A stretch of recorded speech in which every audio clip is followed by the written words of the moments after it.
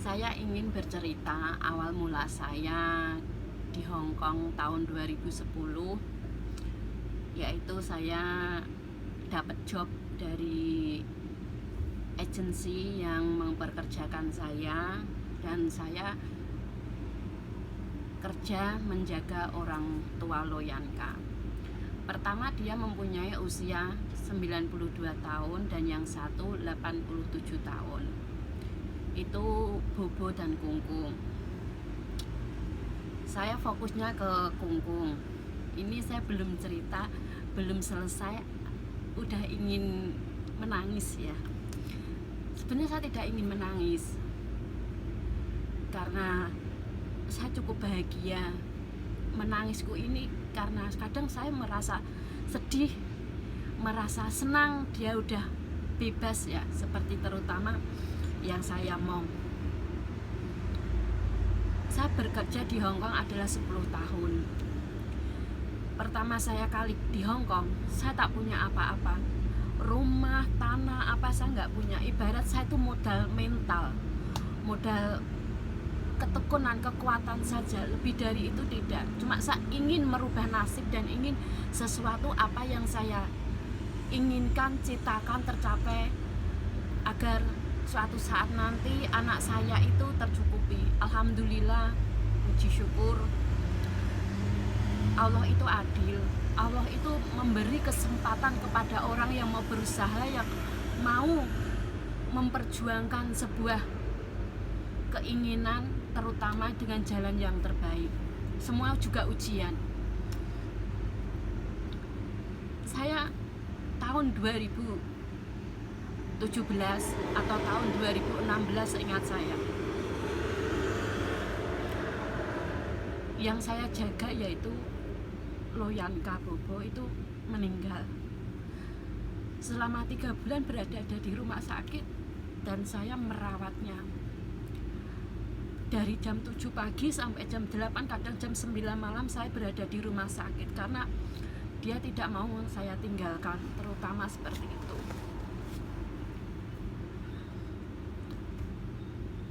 Dan kemudian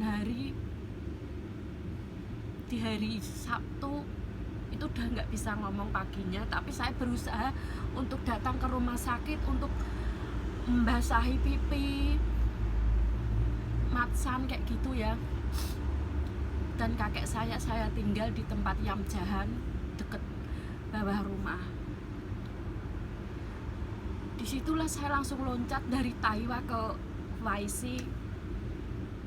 Di daerah rumah sakit itu saya naik ke lantai nenek ngelapin, tapi saya udah agak terasa. Karena apa?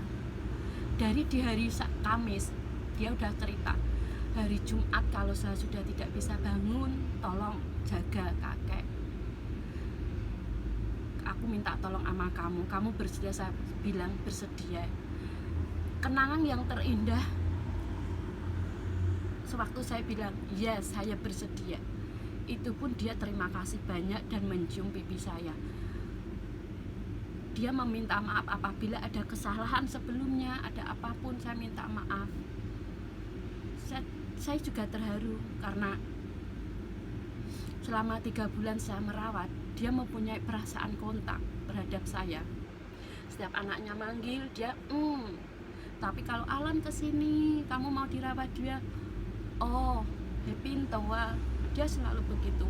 Akhirnya di hari Minggu, Senin pagi dia menembuskan nafas terakhir di tahun 2017 kalau nggak salah.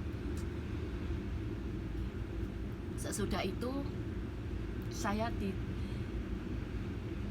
diamanai menjaga kakek karena nenek udah nggak ada. Di situ pula saya merasa beban karena di rumah hanya satu, saya dan kakek. Kakek pun juga orangnya kadang pikun, kadang tidak, tapi ku akui selama saya bekerja di situ, satu pun kesalahan yang saya bikin itu nggak pernah dia mengucap. Cuma udah nggak apa-apa, udah biasa kalau bekerja itu salah, karena kita manusia. Perlahan saya cukup merasa merawat dia tidak beban selama ya 100 harinya nenek lah, tidak beban.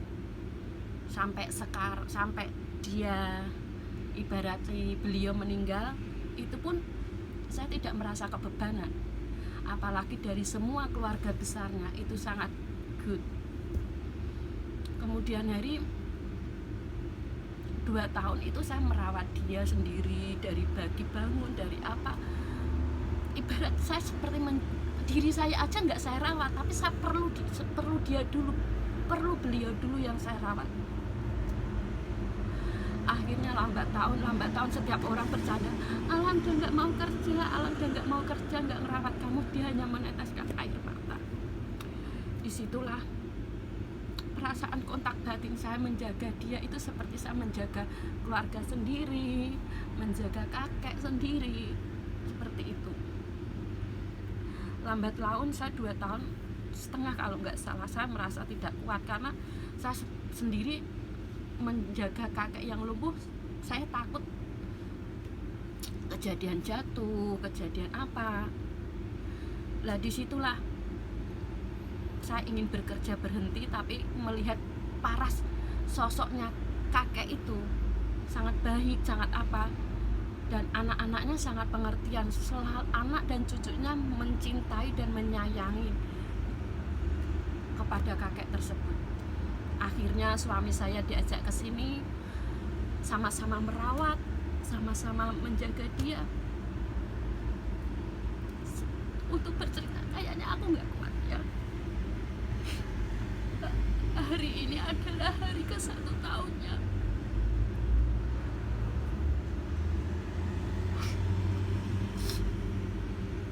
Kakek, yaitu Kongkong,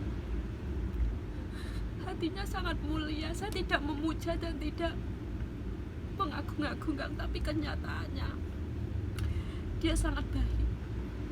Hatinya itu mulia.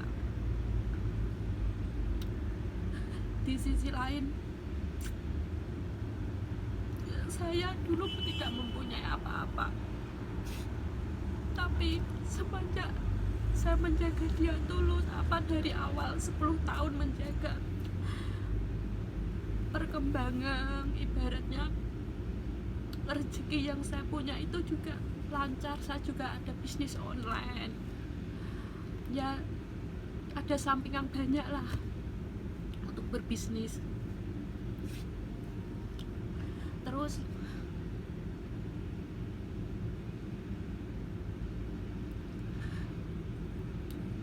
saya mempunyai rumah yang layak. Dulu saya seperti gembel lah ibaratnya, dan apa yang aku inginkan, apa yang aku beli itu sangat tercapai. Tak perlu aku capek-capek, tapi semua apa yang aku inginkan udah semuanya tercukupi, lebih dari cukup. Tanggal 3 November jam 5.30 beliau meninggal. Pagi itu Adi membangunkan dia, tidak ada kontraksi, dan akhirnya dia memanggil saya tahu dia itu meninggal. Saya tahu, setahu saya kalau sudah meninggal tetap saya peluk sampai memanggil ambulan.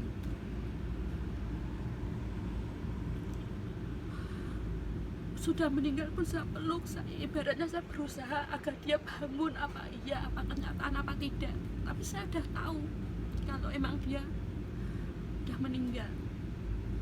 Dari rumah sakit sampai pemakaman apa, saya yang gak kuat karena merasa baik. Usianya juga udah 100 tahun lebih, nurut.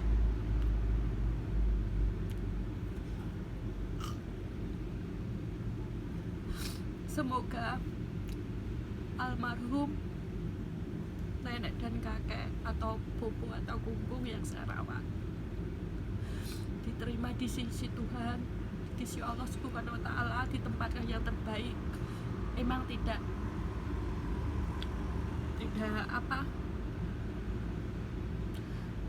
berarti saya tidak bisa mengutarakan semuanya di sini.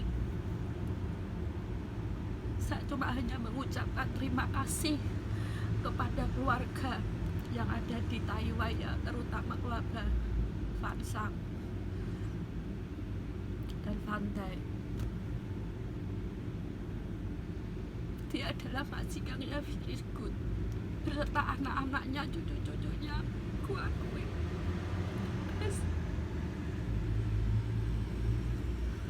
Selamat jalan kakek, nenek, bobo, kukum.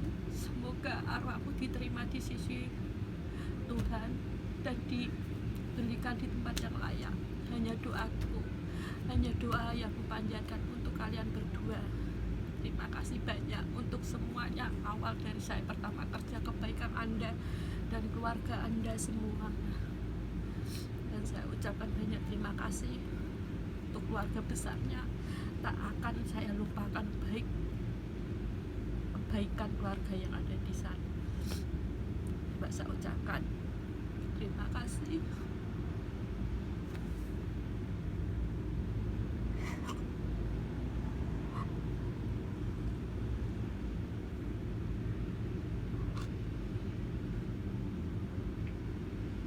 Sekali lagi terima kasih.